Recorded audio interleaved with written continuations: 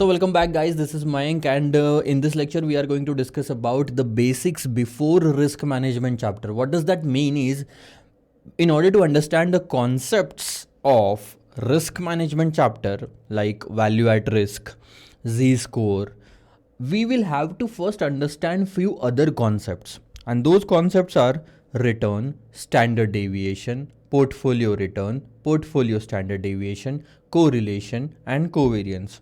Sorry to say, but covariance won't be of much a part of the discussion in this lecture, but yes, rest of the 5 concepts will be learned by us in this video. These concepts comes from the chapter portfolio management. So you might be thinking why we are taking up the concepts of portfolio management chapter when we are talking about the risk management chapter. So let me clear one thing. These are the concepts which will help you to understand the concept of risk management chapter. So what is going to be the process? First, we will understand these 5 concepts. After that, we will understand few concepts of risk management chapter in the next lecture, and then we will shift to start solving the questions.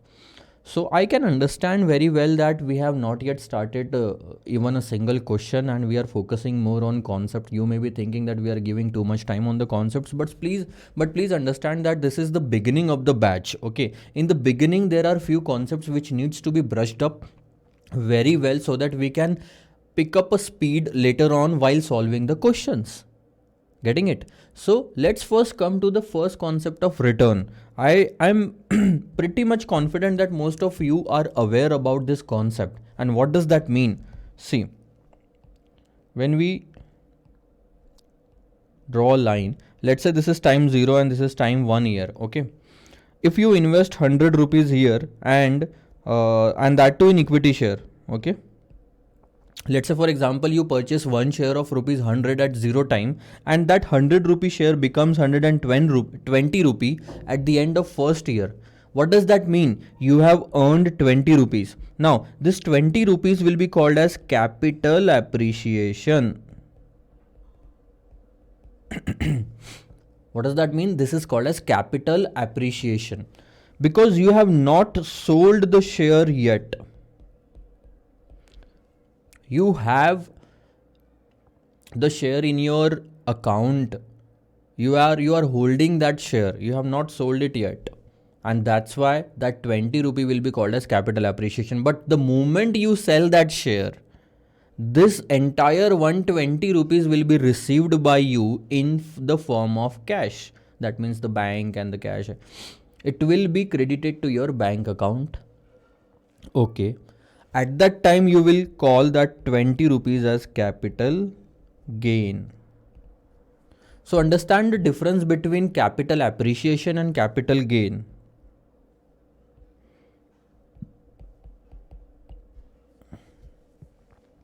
The difference in the capital appreciation and capital gain is the the situation where you have sold the share or not. So if you have not yet sold the share, it will be capital appreciation. That means this is unrealized capital gain, you can say. Unrealized gain, which is called as capital appreciation. And once you sell that share, it will be converted into realized capital gain of 20. Now, for the finance purpose, let's talk from the taxation purpose. You do not have to pay any tax on capital appreciation because it is not yet realized to you. But we have to pay tax on capital gain realized by us, realized capital gain. Okay, but both of these are the part of the taxation subject and it is not that important in SFM. Now, from now onwards, whenever I will be referring to this 20 rupees, I will say that this is capital appreciation, or I may say that it is capital gain. Whichever term I use, you have to assume that I am including the other term also in that. So capital appreciation and capital gain both are same for us in this subject. So 20. Okay. Now, what is 20? 20 is your return on the investment of rupees 100. And that is what we are learning, the concept of return. The second thing is When you buy equity share, it is not just the capital appreciation or capital gain which becomes the return to the investor. The dividend paid to the equity shareholder by the company also becomes the return. So let's take an example that at this point of time the company is paying dividend of rupees 10 to the shareholders. So every shareholder is getting 10 rupees of the dividend. Now, if you analyze the entire situation at the end of first year, you have earned rupees 30. And if you want to calculate the return in percentage, it is going to be like this. We will call it as return on investment, ROI. If you remember this concept, it was covered under financial management subject in CA Inter. Now, return on investment, what is the formula for return on investment? It's simple. Return in the numerator, investment in the denominator. What's more than that? But return in this scenario includes dividend and capital appreciation or capital gain. And investment, we will call it as initial investment that we have made. So dividend in this case was 10 rupees, capital appreciation is 20 rupees, and the investment was 100. In total, the return was 30, investment was 100, and in terms of percentage, it becomes 30%, 0.30 into 100, 30%. So how much is the return? 30%. This is how we calculate the return. Now take another situation. Let's say, for example, at this point of time, you are investing in one share of rupees 100. I am taking the same situation, but at the end of the year, you don't know, like you are standing right now at this point and you don't have any idea that what will be the exact market price after 1 year. According to the past analysis that you have made, you are thinking that the price may go to 120, 130, 150 or 90 or 80. It can be any thing out of this. So what do you want to know? You want to know the expected return at the beginning. So at the beginning itself, you want to know what I'm going to earn in a year. See, whenever you talk about the expected word, expectation comes for the future, for the time that has not yet come. So, expected return will always vary as compared to the actual return. Now, what we can do here is, if we think that the end price, the price at the end of the year can be anything out of this, what we can do is we can calculate the return in every scenario. So in terms of rupees, I'm earning 20 rupees extra here if the price goes to 120, 120 minus 100. But if the price goes to 130, I'm earning 30 rupees extra. Then I'm earning 50 extra. I'm earning 10 rupees less in this scenario and 20 rupees less in this scenario. Getting it? Okay, great. Now, if you calculate in terms of percentage, what we have to do in order to calculate the percentage, put the return here and investment here. Return in the numerator, investment in the denominator. And now, sorry to interrupt, you might be thinking, where is the dividend? So I'm skipping the dividend for the purpose of clear understanding, or you can assume that the dividend is included in this amount. Capital appreciation and dividend both are included in this amount. So this is the final return, which includes dividend as well as capital appreciation. Assume that. So what is the percentage? How you will calculate the percentage? Return. What you will do? Return in the numerator, denominator 100 rupees. So it will be 20%, then 30%, 50%, minus 10% and minus 20%. Good enough. But what you want to know is what you want to know is one return, one single figure that you will be earning the entire year. Now you have 5 different figures. You can earn 20%, you may earn 30%, 50%, minus 10% or minus 20%. And if we want to talk about one single figure, we will have to take the average of all the 5. What will be the average of all the 5? We have to total all the 5 figures and divide it by the number of observation, which is 5 in this scenario. So 20 plus 30, 50 plus 50, 100 minus 10 is 90, minus 20 is 70. So the total is 70, and if we divide 70 by 5, we will receive a single figure, which is 14%. Yeah. This is called as expected return. It means that you are expecting that you, on an average, you will earn 14% in a year. On an average, you will earn 14% in a year. There is another way to calculate this 14%. When you divided 70 rupees or 70 by 5, it meant that you have given equal possibility of happening of these event. See, this is confirmed to you that only one of the 5 events will occur at the end of the year. Now the next question comes is, what is the probability or the chances of happening of every event?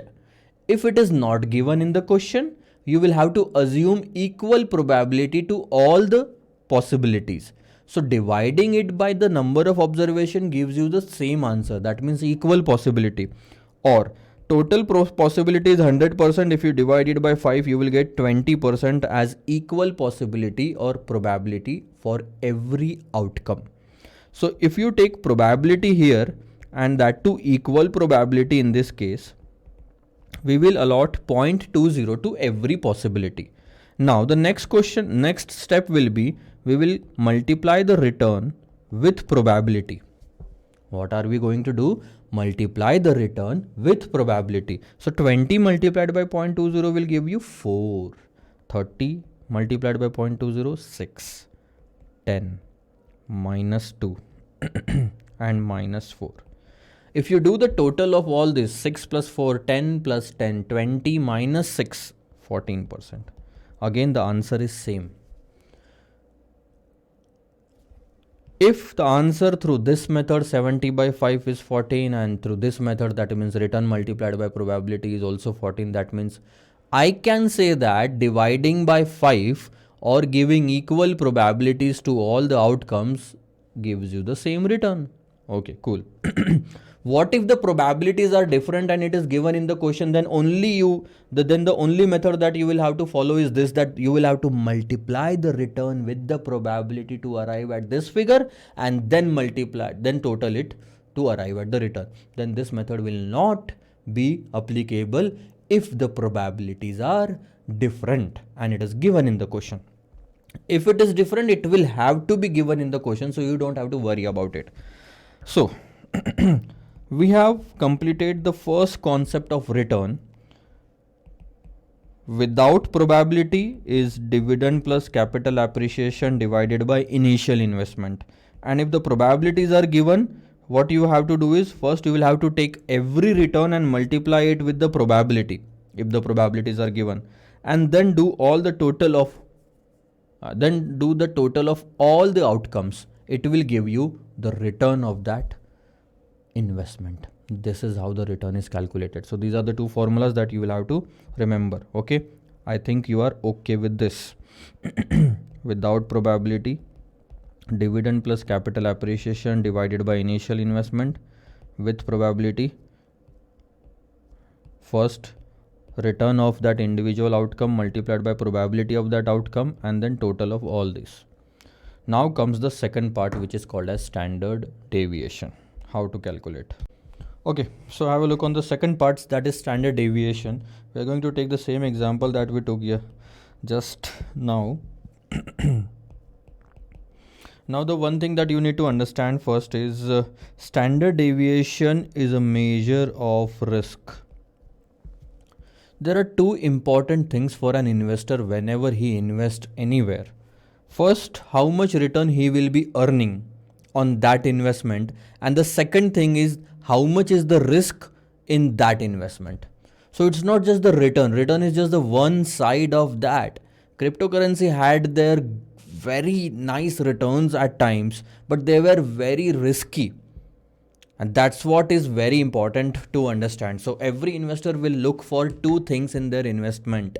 First is return and the second one is risk. So please understand, for your personal information also, after completing your chartered accountancy, if you go and invest anywhere, please make sure that you are calculating the return, that you might generate by investing in that particular option, and the risk that you are bearing. If the risk is too high, consider your decision again. Okay, the standard deviation is a measure of risk and it is denoted by a symbol called as sigma. This is how you will have to denote it in the entire syllabus.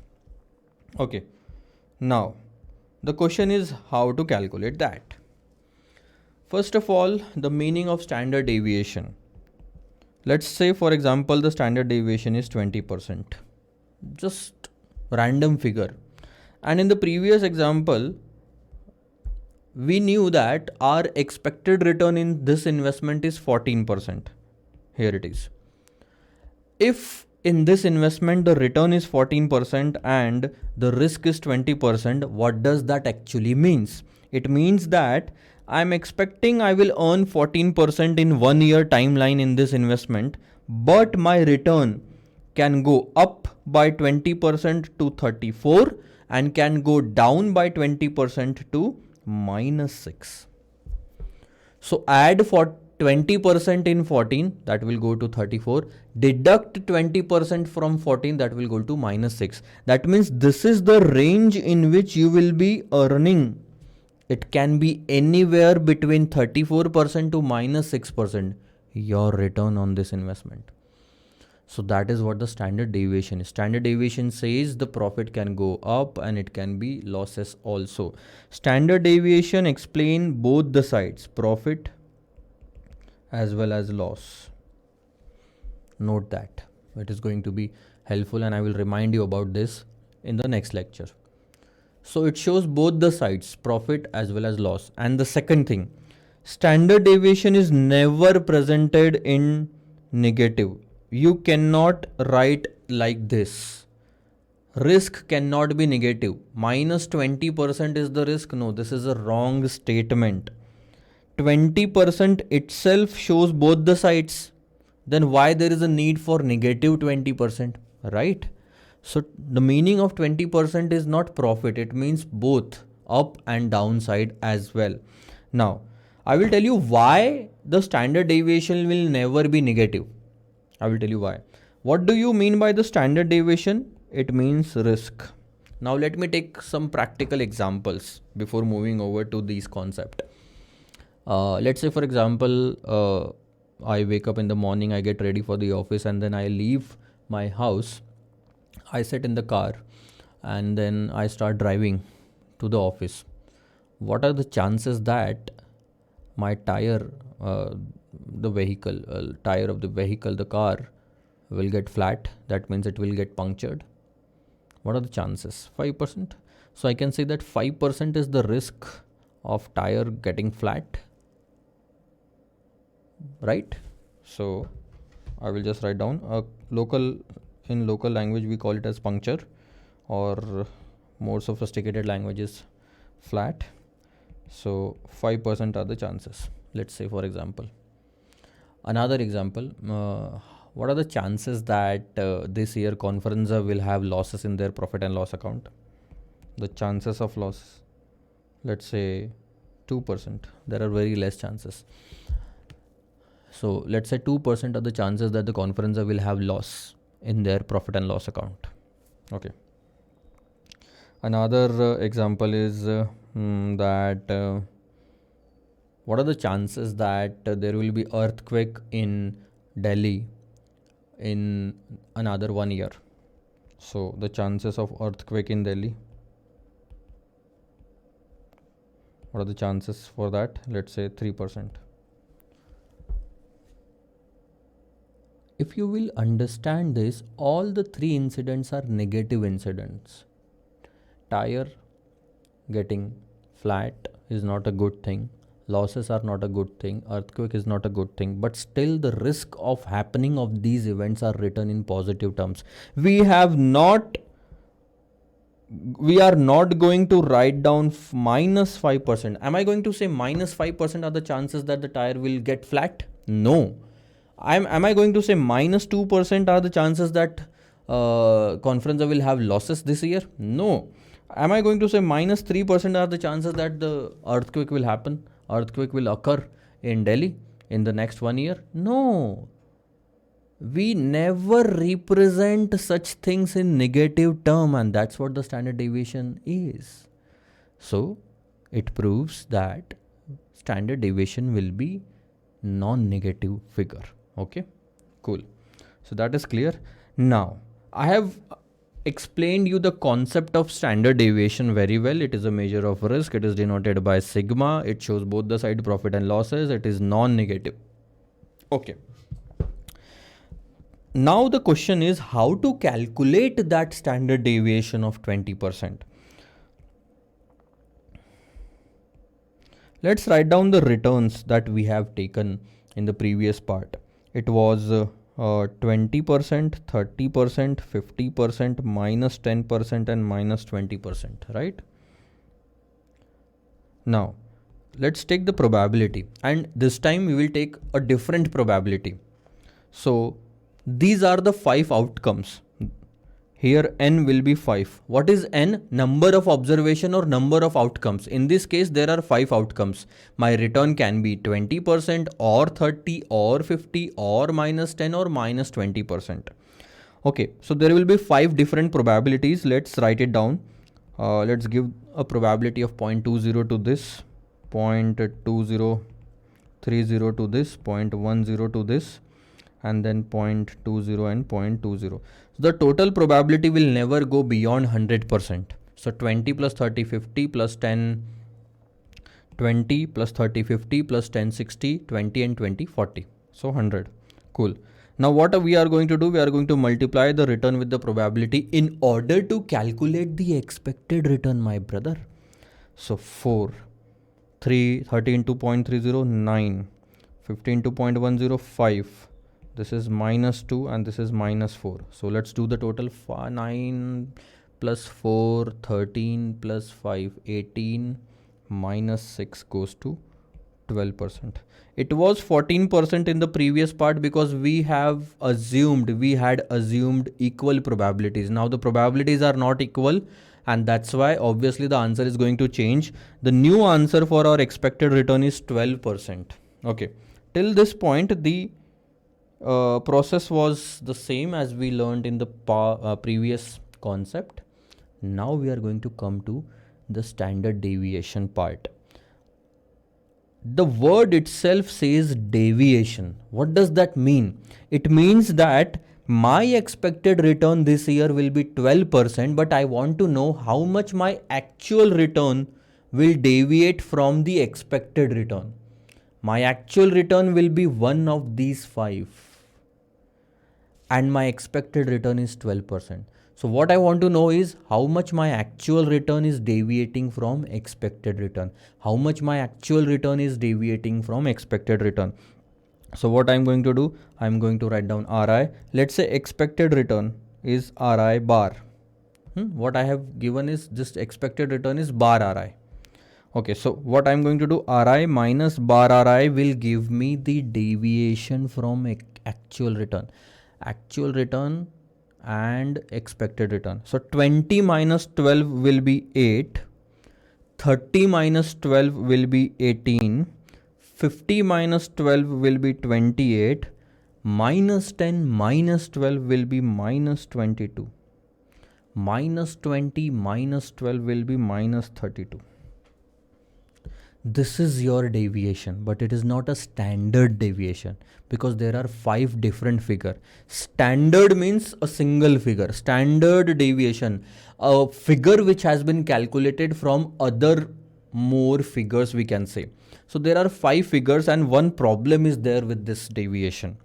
I already told you that the standard deviation will never be negative, but we have some negative figures in here in the deviation. So what we have to do is we have to remove the negativity from this. Now, in order to remove the negativity, understand that if you square a figure 2 into 2, it comes to 4. But if you square the same figure with negative values, so minus 2 into minus 2 will also give you positive 4. This is the way to convert the negative answer into positive answer. What we are going to do is we are going to square this these figures. So the square of 8 is 64, 18 is 324. Let me do the rest of the calculation on calculator. 28, square of 28 is 784. This will be 484, and 32 square will be 1024.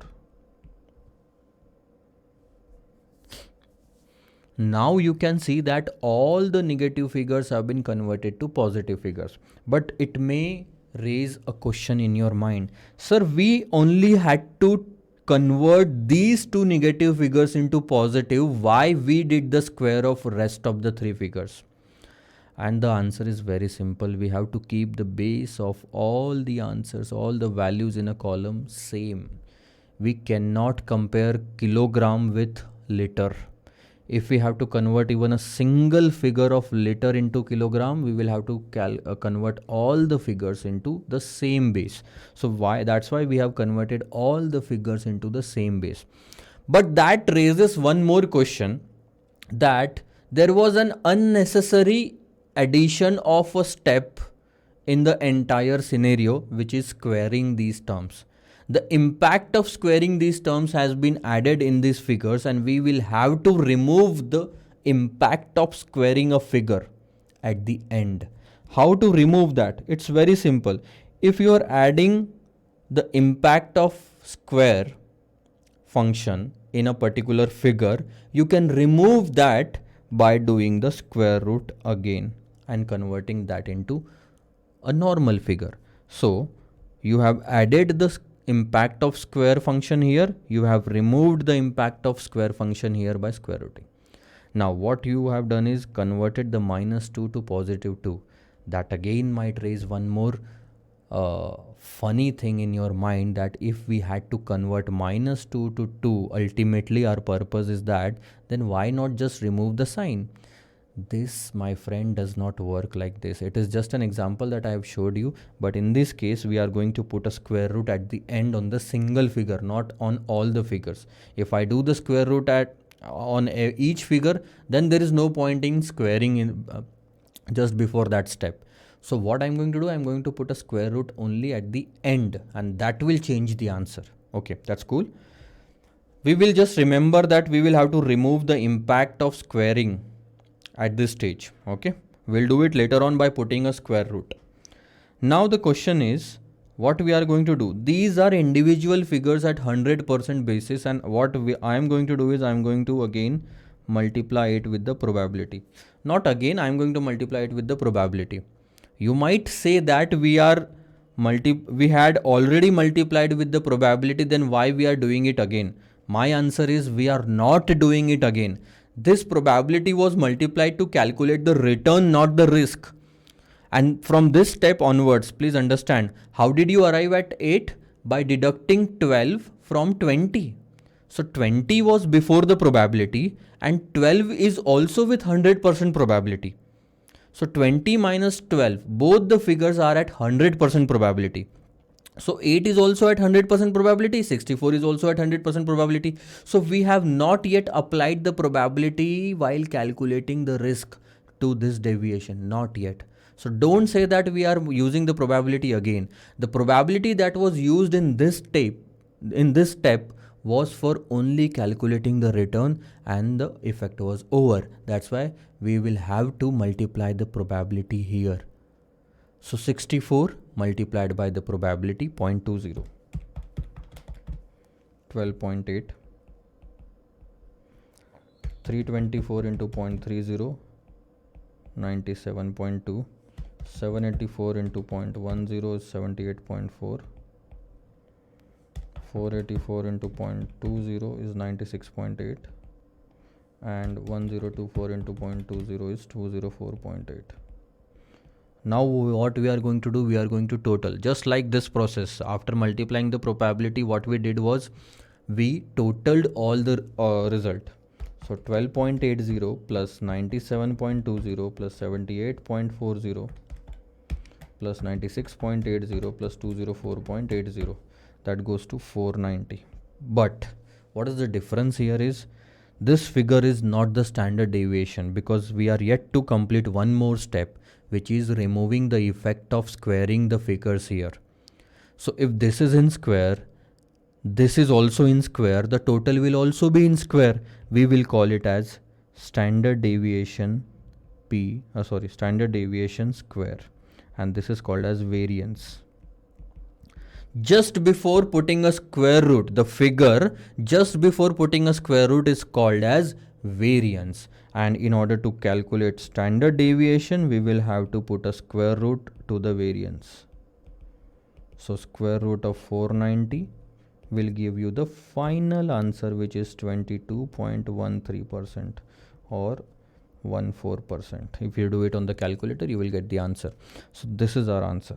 So the major two answers are the return, which is 12%, and the risk, which is 22.14%. Now you should be able to utilize, or we can say that effectively understand the use of that 22.14%. So it will be like this, that after investing in this security, I am expecting that I will earn somewhere around 12%, but the end result may vary. So my return can go up by 22.14% and can also go down by 22.14%. So it will be somewhere between 34.14% and 12 minus 22.14, it will be minus 10.14%. So this will be the range of my final answer. My expected return of 12% can go up to 34.14 and down to minus 10.14. Actual return. Actual return will vary between these two returns. 12 is the expected return, not the actual one. And that's what we have to calculate, that how much is the deviation. How much is the deviation? Actual return is going to deviate from expected return. So actual return is going to deviate by around 22.14%. So 22.14 represents both the sides, up as well as down. This is the meaning of standard deviation. So have you understood the meaning of standard deviation? Now let's calculate the formula for this. What we did is, the very first step was calculating the deviation of actual return from the expected return. So Ri minus bar Ri, then removing the negativity by squaring this term, then multiplying it with the probability, then totaling all the figures, and then putting a square root. So I'm going to write down the formula for standard deviation here. First, we calculated the deviation between the actual return and the expected return. Then we removed the negativity by putting a square function there. Then we multiplied it with the probability. Then we totaled all the figures. And then we put a square root function to remove the impact of square function given earlier. This is what the formula is, and you have to remember it from inside to outside. So the very first step was to calculate the deviation. This is the first step. Then calculating, removing the negativity. This is the second step. Then multiplying it with the probability. This is the third step. Then totaling all the answers. This is the fourth step. And then putting a square root function. This is the fifth step. So if you go step by step, you will see that we are going from inside to outside. In order to remember the formula, you should always write it in a manner in which it is actually solved. So the first step should be written first. Don't write down like this. Don't write down ever like this. Square root, then summation, then Ri minus bar Ri, then square, then probability. Don't write it like this. What I did just that I wrote the square root function first, then summation, and then this. This is not how I am solving it. There is an approach towards everything. If I make a habit of writing in a manner in which I am solving, it will be very easy for me to solve the question with a perfect answer, and the mistakes will be minimum. That is how the approach is. Or let me write down one more thing. I will just tell you, if there are no probabilities given in the question, if there are no probabilities, in that case what you have to do is you will have to follow certain steps. Ri minus bar Ri means calculating the deviation, removing the negativity, then you have to do the total of all the figures if there are no probabilities. See, if in this case there are no probabilities, you will calculate these figures and do the total at this point itself. Because there is no probability, you cannot move ahead to this column, right? So you do the total of all this and divide the total answer by number of observation. Why? Because at that time we will allot equal probabilities to all the answers. And I told you in the when I explained the term of return itself, that dividing by 5 or multiplying by equal probability will give you the same answer, 14, 14. So dividing by 5 means giving equal probability. So if you want to give equal probability to all the function in the absence of given probabilities, then you will have to do it like this. And then at the end put a square root. So these are the two formulas that you will have to learn over a period of time, with probability, without probability. And it's all fine that if you do not remember the formula after this lecture, because it needs practice. I'm teaching since last 10 years and that's why I remember the formula.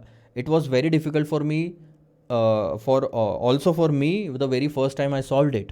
So we are going to practice this formula in around 20 questions. So you don't have to worry about mugging up or remembering the formula. You just need to understand the concept that first we have to calculate the deviation, then remove the negativity, then multiply it with the probability, then do the total and then square root.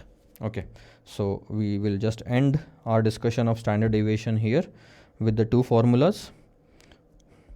I will just write it down here. With probability, it is standard deviation is nothing but Ri minus bar Ri, deviation, removing the negativity, multiplying it with the probability, then total and then square root. Without probability, it will be again standard deviation is equal to deviation, removing the negativity, multiplying it with the probability. No probability in this case, so totaling, then dividing it with number of observation and then putting a square root. So with this we will end our discussion of standard deviation. After taking a break of 5 minutes, I will start with portfolio return and portfolio standard deviation. This is going to increase your level of understanding. This is going to be a difficult task, portfolio standard deviation, but please stay with me, because unless and until you understand these two concepts at least, you will not be able to understand the concepts of risk management. Let me take a break of 5 minutes. I will just have water and I will be back with the rest of the 3 concepts. It will hardly take around 20 minutes to explain those. Okay, so let's start with the next topic, that is portfolio return. It is going to be an easy topic. First of all, we need to understand that we have already been through a concept of return and standard deviation. So what is more important here is the word portfolio. What do you mean by portfolio? Portfolio is a basket of 2 or more than 2 investments. So if I invest in equity share, plus I invest in FD, plus I invest in real estate, so I have made a portfolio of 3 different types of investment. Let me write it down here. Equity, FD, fixed deposit with the bank, and then real estate. That means, let's say I have purchased a piece of a land somewhere out in the outskirts. So let's take rough figures: 5 lakh rupees of equity, 2 lakh rupees of FD, and 3 lakh rupees of land. So in total I have invested 10 lakh rupees. So this entire 10 lakh rupees is called as a portfolio. I have a portfolio of different types of investment. I can also call 5 lakh rupees as a portfolio if I consider the investments made with that 5 lakh rupees in different equity share. So let's say I have purchased equity shares of Tata Motors, then Infosys, then ICICI Bank, then let's say Paytm, then let's say Sun Pharmaceuticals. Okay, I have made a different investments out of this 5 lakh in these 5 different equity shares. So this 5 lakh will also be called as a portfolio of equity share. This is my total portfolio of the 10 lakh rupees investment. That is the portfolio of 5 lakh rupees of the investment. Okay, very clear with this. Portfolio is just a basket of different types of investments. More than one investment. Now, I will just take an example. What is the benefit of investing in a portfolio? So when you had 5 lakh rupees with you to invest in the equity share, you had two options. First, invest the entire amount in Tata Motors, 5 lakh rupees, or not taking such bad decision. If you invest that 5 lakh rupees, what I can say is, if you invest that 5 lakh rupees in different types of equity share, if you allot that 5 lakh rupees in different proportion in different equity shares, it will give you some benefit. I will talk about it in a moment. Let's say out of 5 lakh rupees, you have invested 1 lakh rupees in Tata Motors, 50,000 rupees in Infosys, 50,000 rupees in ICICI Bank, 2 lakh rupees in Paytm, and 1 lakh rupees in Sun Pharmaceutical. Let's take just a random figures. Okay, now what will happen? What are the benefit of investing or spreading your investment in different shares? The total of these also comes down to 5 lakh rupees, and the total of the Tata Motor investment is also 5 lakh rupees. Let's say, for example, there is a bad news in the market, which is against that news is against the automobile sector. And due to that news, automobile sector will go down by 10%. If such a news comes in the market, what will happen? My Tata Motors investment in this case, if I invest entire amount in Tata Motors, will go down by 10%, and it will be a loss of 50,000 rupees. Okay. But what will happen if I had that kind of portfolio? Instead of investing entire money in Tata Motors, if I invest in different types of equity shares, what will happen? I will just have minus 10,000 as a loss here, 10%. And I will just assume there is no impact on other shares due to this news. Okay. So the total loss is 10,000 rupees. Now just imagine this. 5 lakh rupees of the investment and the loss is 10,000. 5 lakh rupees of the investment and the loss is 50,000 rupees. Which type of investment is risky? Investing in a single security is riskier than investing in a portfolio of securities, and that concludes that by investing in a portfolio of security, we are able to reduce risk. If you invest in the portfolio of securities in different types of investment shares, you reduce the risk from 50,000 to 10,000. That's a benefit of 40,000 rupees. Why would a person take such a decision to invest entire money in a single investment? So it will always be a bad decision. Now, this reduction of the risk is called as diversification. You note this word? I will just remind you about this word in portfolio management chapter. So this process is called as diversification. This is the overall knowledge about the portfolio. Now I will come down to portfolio return, the concept. It's very simple. Let's assume that we have 3 different investments or 2 different investments. Let's say ABC and XYZ. I have invested around 6 lakh rupees here and 4 lakh rupees here. The total investment is 10 lakh rupees. So let's say that by following the approach in the very first concept, whatever we learned in the very first concept of return, we calculate the return of ABC as 12% and the return of XYZ as 10%. Let's say that somehow we have calculated the individual return by following the understanding in concept 1, that is return. So the total return goes to 6 lakhs into 12%, 72,000 rupees, and 4 lakh into 10%, 40,000 rupees. The total of all the investments, the return of all the investment is 112. Am I right? So how much I have earned on 10 lakh rupees? It is 112. So this is my return. This is my investment in a portfolio. So if I want to calculate a portfolio return, it is nothing but again the same return divided by investment. So 112,000 divided by 10 lakh rupees. It gives you 11.20%. This is called as portfolio return. Very simple. The formula was also same. But what will happen if there are no investments figure given to you? What will happen if there is no investment figure given to you and instead you have been given with the weights, that is 0.60 and 0.40? If you calculate, let's say for example with this figure we calculate 6 lakhs divided by 10 is 0.60 and 4 lakh divided by 10 lakh is 0.40. What is this? This is the weight of that investment.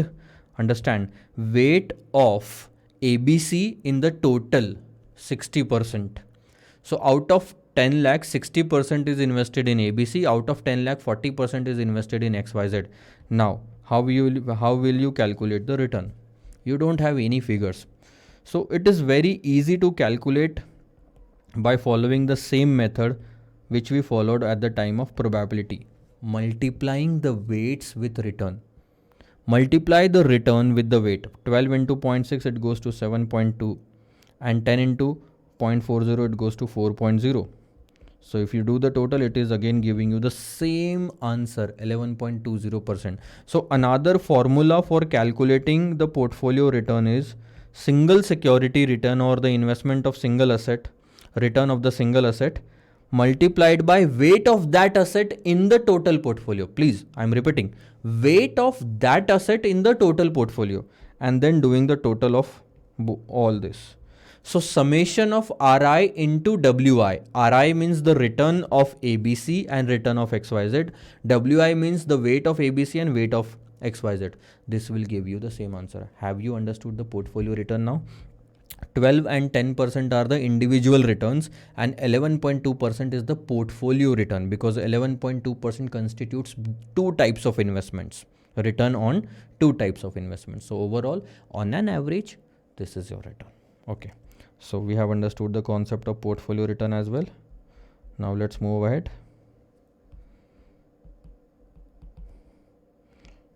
Summation of RI weight I. It's very easy. Portfolio return is very easy. If you just look at this formula, RI into PI, this is RI into WI. That's it. Instead of probability, here we have weights. Now comes the major part of your lecture, which is portfolio standard deviation. Have a look.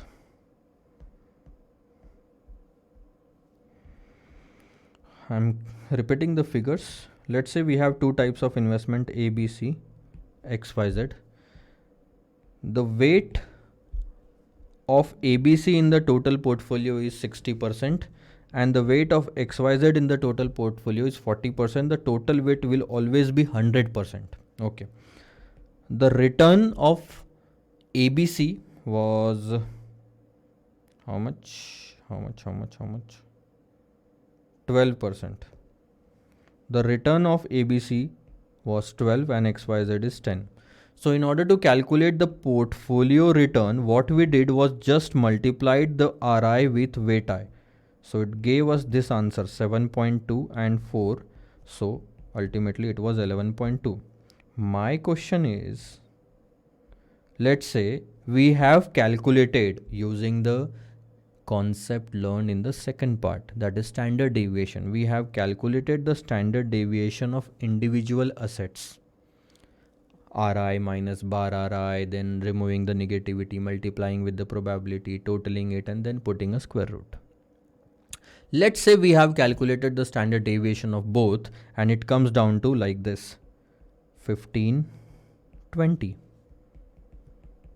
What do you suggest how I should calculate? What do you suggest how I should calculate the standard deviation of the portfolio?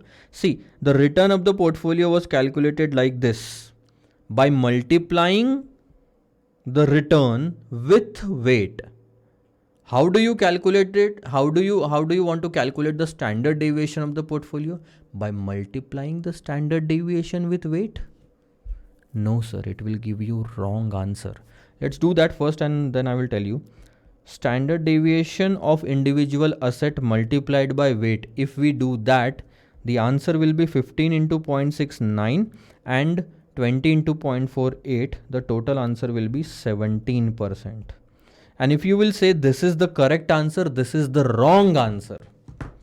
Why? Because you didn't do anything. You just calculated the average risk between 15 and 20%. 17% lies in between 15 and 20%. Whereas we had learned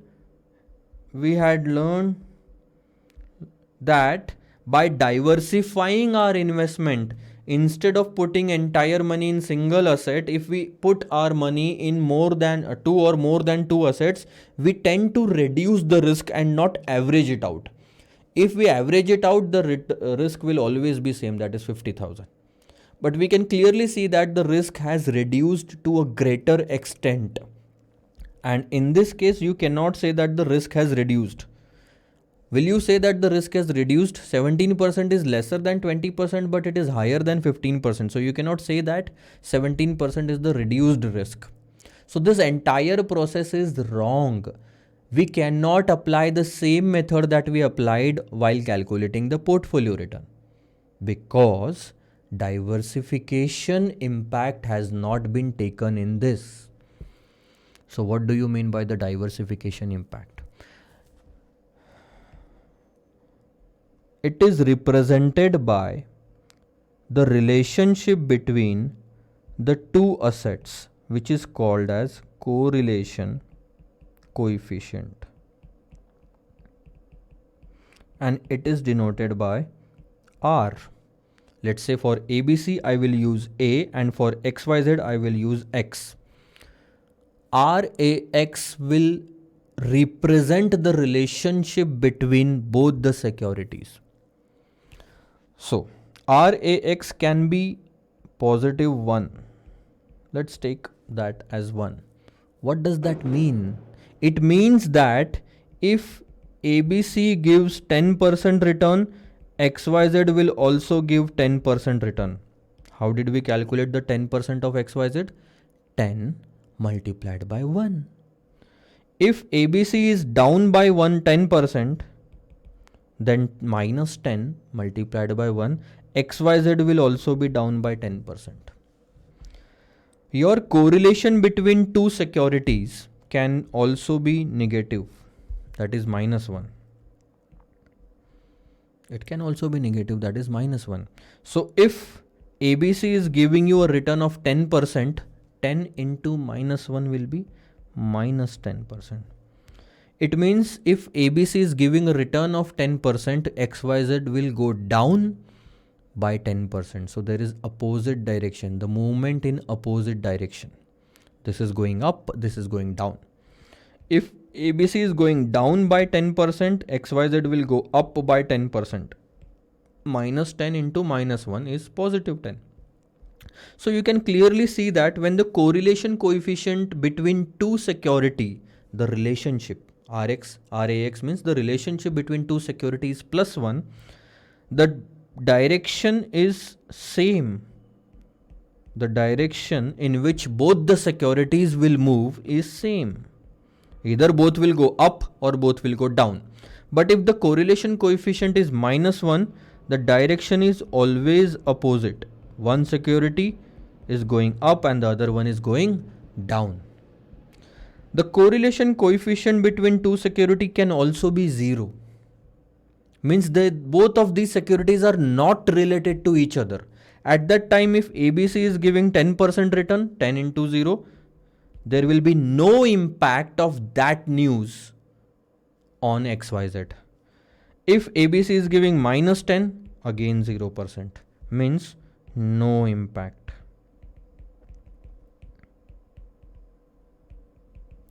It means that ABC and XYZ have nothing to do with each other's result. Any security can move in any direction at to any extent. That's what correlation coefficient of 0 means. Now let me give you some practical examples, because this is just all theoretical and everything, right? So let me give you just a simple practical example of positive correlation. Let's say ABC is nothing but Infosys and XYZ is nothing but TCS. Both the companies are in technology, IT sector. If any negative news comes for the IT sector, it will impact both the securities. So both the securities will either go down or go up. So this is the practical example. Now let's take ABC and XYZ. The opposite example. Let's say stock market. ABC is the entire stock market and XYZ is gold. You may find in the market that when the stock market is going up, the gold prices are going down, or when the stock market is going down, the gold prices are going up. Or you can use real estate also here. When the real estate prices goes up, means people are preferring to invest in the real estate and not in the stock market. That's why stock market will go down. When the stock market goes down, the real estate goes up. Sometimes, not all the times. The best example is gold only. So both of these have opposite relation. Both of these have same relation, positive relation. This is negative relation. And let's say stock market and cash. Let's say, for example, I have a cash of around 50 rupees with me right now. Okay, so this is also my investment. I have kept it in my pocket, 50 rupees. Now, I have one investment in the stock market, 5 lakh rupees I have invested in the stock market, and tomorrow if the stock market goes up by 5%, what do you expect this 50 rupees to change for? Nothing. This 50 rupees will not change a bit, no matter what the stock market is, where the stock market is going. If it is going up, the 50 rupees will remain same. If it is going down, the 50 rupees will remain same, because there is no impact of the up and down in the stock market on this cash item. So what is the correlation between the stock market and cash? Zero. There is no correlation between these two. Okay, so both of these are uncorrelated. Now I will just summarize it fast and I will come down to the formula.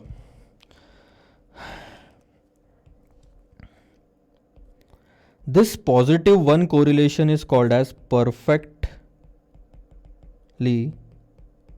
positively correlated. This negative -1 is called as perfectly negatively correlated, and this is called as uncorrelated. Okay, to summarize, this RAX, the correlation coefficient between any two assets or securities or investment, has a range. It can max to max go to -1, 0 and +1. So if you will say that RAX is 1.2, it's a wrong answer. It cannot go beyond +1 and beyond -1. So it has to range in between these two. It can be somewhere between 0 and 1 as 0.60. So if we say that RAX is 0.60, that means if ABC is going up by 10%, then 10 into 0.6, XYZ will go up by 6%. Have you understood the concept of correlation coefficient? Right, exactly. So that is what the magic is. That is where the magic happens when we use the correlation coefficient while calculating the risk of the portfolio. That's why I am saying only multiplying the two risk with the weight will not be sufficient. You will have to use the correlation coefficient in order to properly calculate the portfolio risk. Coming down to the formula now. Have you ever heard of the concept of A plus B whole square? Yes, sir. In I think 12th or 10th in algebra, you had this concept. When you expand this formula, it goes to A square plus B square plus 2AB. But in our example, we have to calculate the risk. So that's why what we are going to consider, A is for ABC and B is for XYZ. So for A, we are going to take standard deviation of A and weight of A. Obviously, weight will be useful, but weight is not just enough. And instead of B, we will take standard deviation of X and weight of X. So what we are going to do is we are going to consider the risk and the weight instead of AB. So let's replace our figures, our variables. So standard deviation of A, weight of A square in place of this, plus standard deviation of X, weight of X square in place of this, plus 2 into standard deviation of A, weight of A, standard deviation of X, weight of X in place of this and this. Am I right?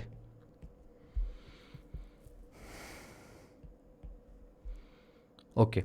And RAX, that is what you have to add separately. I told you that we have to consider the impact of correlation coefficient there. Now if you will solve this, you will get the answer. What is the standard deviation of A? Let me just go through it once. 15 and 20 are the standard deviation and 60 and 40 is the weight. So standard deviation of A, 15 multiplied by 0.60 square plus 20 multiplied by 0.40 square plus 2 into 15 into 0.60 is the weight into 20 is the standard deviation of XYZ into 0.40 is the weight of XYZ into 0.60 is the correlation coefficient. It will be given to you in the question. So in this question we were considering that RAX is 0.60. Okay, it will be given in the question. So come down to this and let's solve it. 15 into 6. 9 square is 81 plus 20 into 4, 8 square is 64 plus 9 into 2, 18 into 8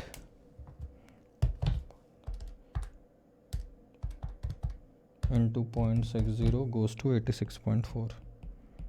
So we are going to do the total of all this. 81 plus 64 plus 86.4 goes to 231.4. Let me cross check once again. 2 into 15 into 0.6 into 20 into 0.4 into 0.60. Right. But now understand one thing. From the very beginning itself, you have taken square. Here also square. Here also square. This is also square. This is also square and this is also square. That means the answer that you have received is not the standard deviation. It is also square. This is called as portfolio variance. And in order to calculate portfolio standard deviation, you will have to put the square root to the portfolio variance. So if you will put square root to 231.40, you will get a standard deviation, which goes down to 15.21%. This is your answer for portfolio standard deviation. This is how. And now I will show you how this has impacted. What is our actual answer of standard deviation of the portfolio? It is 15.21%.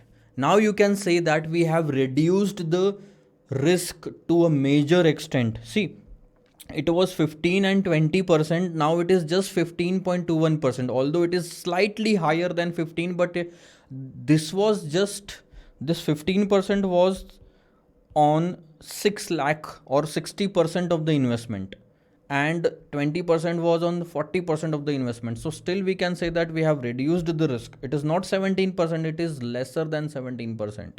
We have reduced the risk to a greater extent. If you would have let's say taken 0.50 as the RAX, then this answer would have been even lesser than 15%.